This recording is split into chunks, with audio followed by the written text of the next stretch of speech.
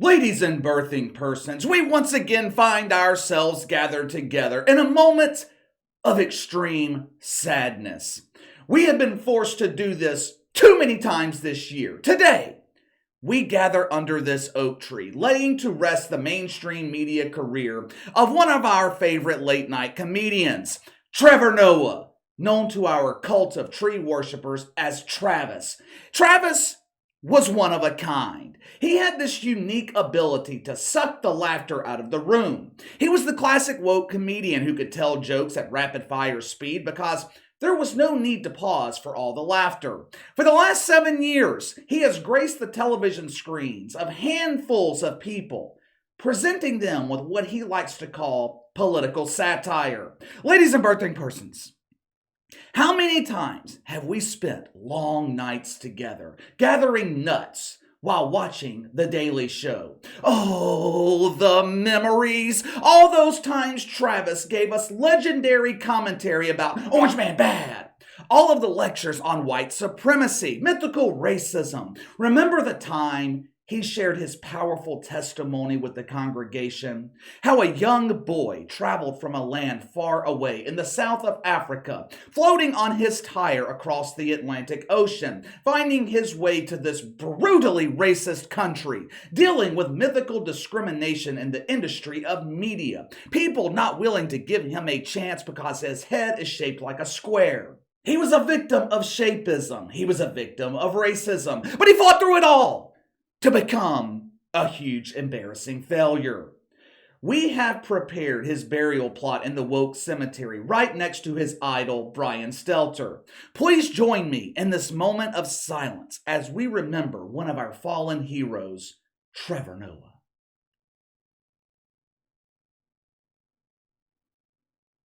Oh, it was a celebration at Comedy Central last night. After 7 years of dealing with this intolerable, insufferable shitfuck, last night, Comedy Central officially kicked Trevor Noah off the air.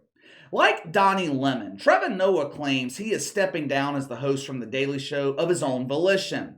Kind of like Donnie took a promotion from primetime to morning television. He claims to be stepping down from The Daily Show so he can focus more on his stand-up comedy career.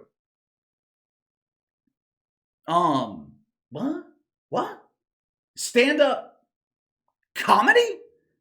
Did I miss something? Did I miss the memo? Someone please correct me if I'm wrong.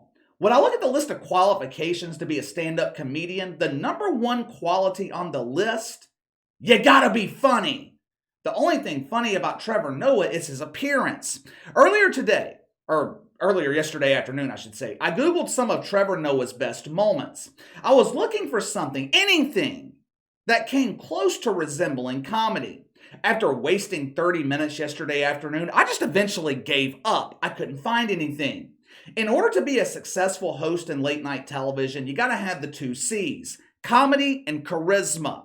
Charisma gives you the ability to be relatable. Jay Leno, David Letterman, they had completely different styles, opposite styles. Leno was lighthearted, he was a goofy comedian. David Letterman had this dry wit, this dry sense of humor. He could be a bit more savage. Now, even though they both hated each other, they had something in common. The reason they sustained long-term success, they both related to their audience. They had charisma. You could inject Trevor Noah with 100 cc's of charisma, he still wouldn't be charismatic. You'd have to inject him so many times he would overdose. When Jon Stewart hosted The Daily Show, he averaged between 2 and 3 million viewers most nights. Jon Stewart consistently ranked in the top 10 on cable. He was matching ratings with the 2 jerkin' Jimmys, Fallon and the Kimmel. On Comedy Central, Jon Stewart was drawing the same audience as the 2 dudes on broadcast TV. His final month on the air, Jon Stewart brought in 3.5 million viewers. That was not that long ago, just 7 years ago. He literally left Trevor Noah a gold mine. The Daily Show was printing money. This audience was coveted by advertisers because the average age of the Daily Show viewer was 35 years old. Just like Joe Biden did yesterday with Russia, Jon Stewart handed Trevor Noah a pot of gold. And just like everything else Joe Biden touches, Trevor Noah turned the pot of gold into a pot of wig stew. September 2015, Trevor Noah's first month on the air, he was actually able to match the ratings of Jon Stewart. His first month, he brought in 3.4 million viewers every night. But it didn't take long for the audience to realize this dude is an insufferable fuck. Fast forward 1 year later, The Daily Show's averaging 1.1 million viewers. In the span of 365 days, Trevor Noah managed to run off nearly 2.5 million people. Unfortunately for Captain Queef, that was as good as it was going to get. Today, The Daily Show averages between 200,000 and 300,000 viewers. It is an unmitigated disaster. If anyone else was failing at this magnitude, their ass would have been fired years ago. Comedy Central held on to Trevor Noah, hoping things would get better. Who could forget those classic shows during the height of the Fauci, the Daily Social Distancing Show? Yeah. Society was damn sure distanced from this garbage because no one was watching. According to the mainstream media, the colossal failure of Trevor Noah in late night television, it wasn't his fault. No, it's not his fault that he can't draw an audience. It's not his fault he drove away, 2.5, 3 million viewers. You see, Trevor Noah can't draw an audience because nothing on television draws an audience anymore. Headline at Forbes, how late night ratings cratered during the Trevor Noah era. Forbes insinuates that Trevor Noah was set up for failure because all late night ratings are down.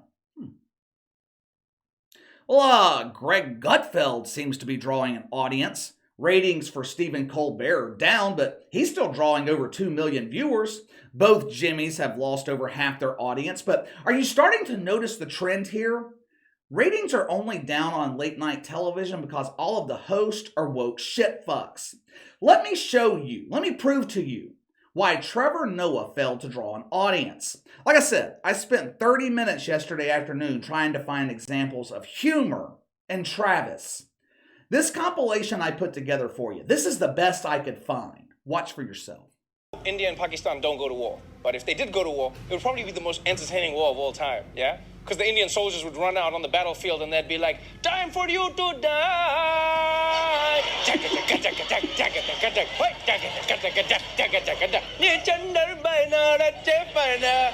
A lot of people on TV didn't expect a war like this to happen in, let's say, certain neighborhoods. This is not a developing third world nation. This is Europe. Wow.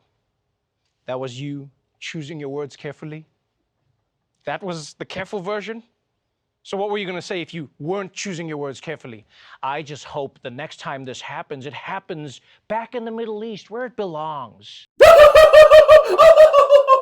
Oh, Travis, how do you do it? You make me laugh so hard that I cry. Trump baby monitor.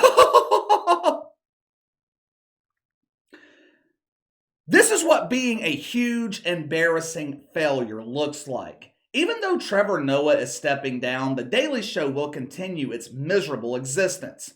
Comedy Central is looking for a new host. The pink-haired interns and non-binary producers, they spent the last 2 or 3 months in a shitstorming session, racking their cumulative brain cell to come up with the perfect replacement. There were arguments, there were debates. I want this shit fuck. No, this shit fuck is better. No, my idea is better. My guy can take 3 cucumbers simultaneously. The brain trust at Comedy Central came up with 10 potential replacements. And let me tell you, they're good. Oh, they are good. This roster would make the woke all-star team. Starting off with Leslie Jones, who some people mistake for Lester Jones. She's one of the names at the top of the list. 6 years ago, Leslie Jones turned herself into the ultimate victim and threatened to quit Twitter over attacks of mythical misogyny. She had just starred in the movie Woke Busters. People didn't like the movie. They were shitting on the movie. So Leslie Jones prayed to the oak tree for guidance. The tree told her to spin the criticism into attacks of mythical racism and mythical misogyny. Make yourself the victim, my child. Al Franken, who is known for being a former senator and sharing a close resemblance to Uncle Fester. This announcement actually made big news since most people didn't realize or care that Al Franken was still alive. Sarah Silverman, another talentless shitfuck whose only discernible skill is converting oxygen to carbon dioxide. Chelsea Handler. Chelsea Handler? Where are the complaints of white privilege when you need them? Chelsea Handler? Haven't we already seen this movie before? There's no suspense here. We already know the ending. The plot goes like this. Chelsea Handler is given another opportunity in television that she hasn't earned. The show draws ratings comparable to Bomani Jones, meaning there is no comma in the number. It's triple digits. Chelsea Handler throws a tantrum, blames everyone but herself, quits before she gets fired. As if this list couldn't get woke enough, Comedy Central decided to invite world-renowned racist D.L. Hughley to join the Butt Brigade. D.L. Hughley needs no introduction. He has a strong hatred for anything lacking melanin. He used to have a somewhat respectable career in Hollywood. Today, D.L. Hughley hosts a radio show that no one listens to.